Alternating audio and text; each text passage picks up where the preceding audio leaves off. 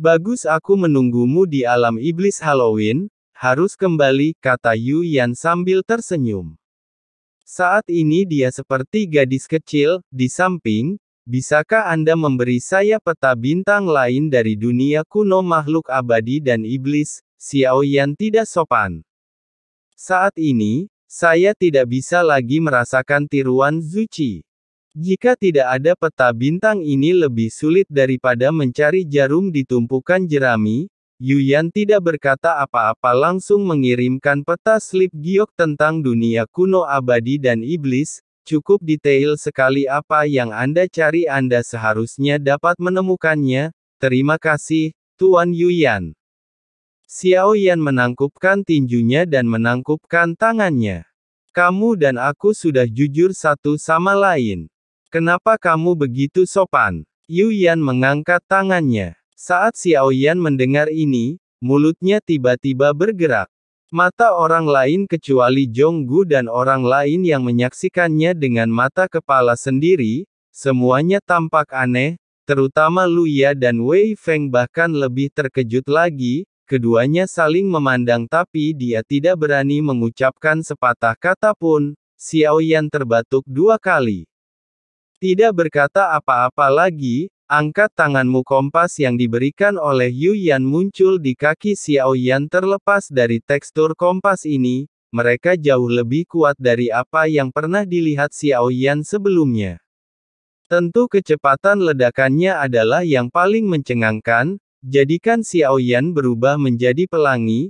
Di kejauhan di atas kompas, Xiao Yan kemudian duduk bersila. Berlatihlah dengan mata tertutup atau masuki taman spiritual, pergi menggali menanam tanaman obat. Sebelumnya, Xiao Yan berada di Taman Lingpu. Bahan obat yang dibutuhkan untuk pil Tianling Podu yang ditanam telah matang.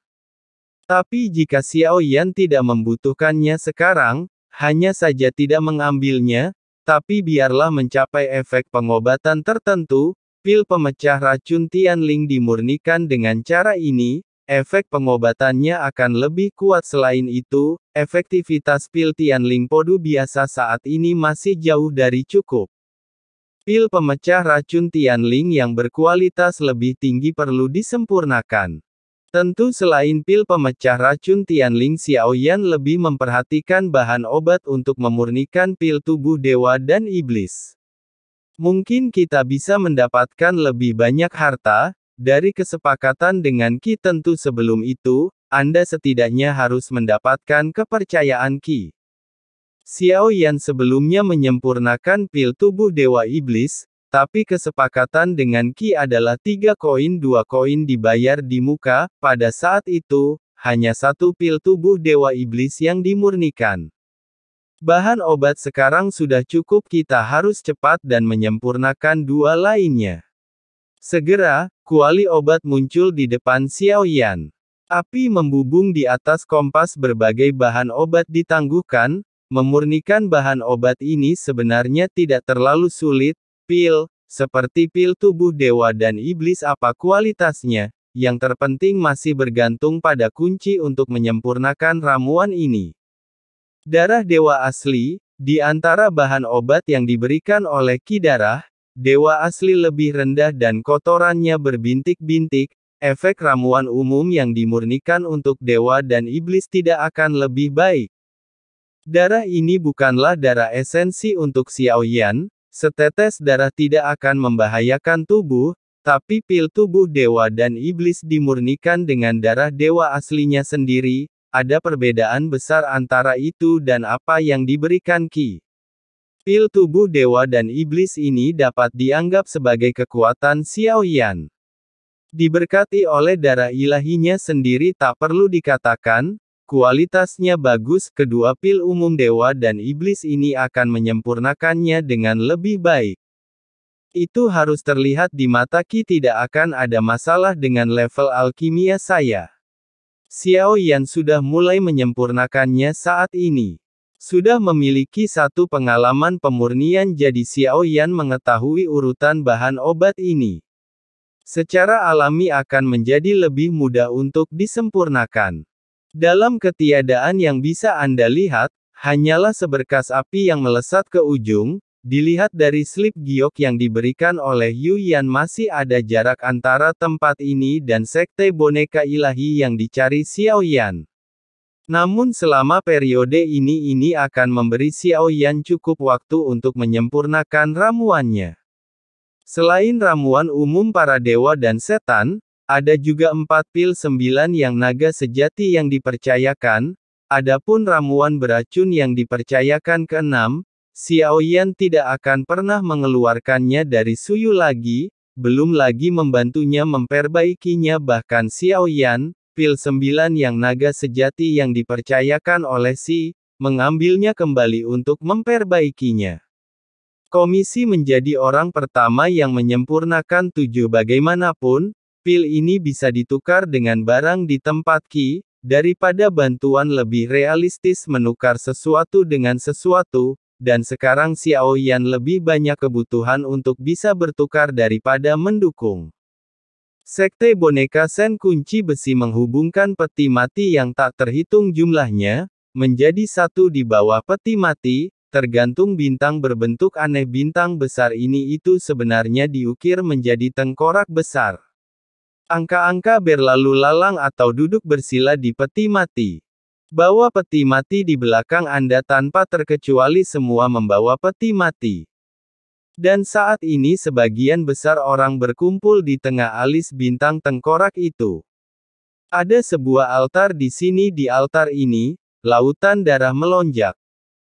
Peti mati berwarna merah darah mengambang di dalamnya.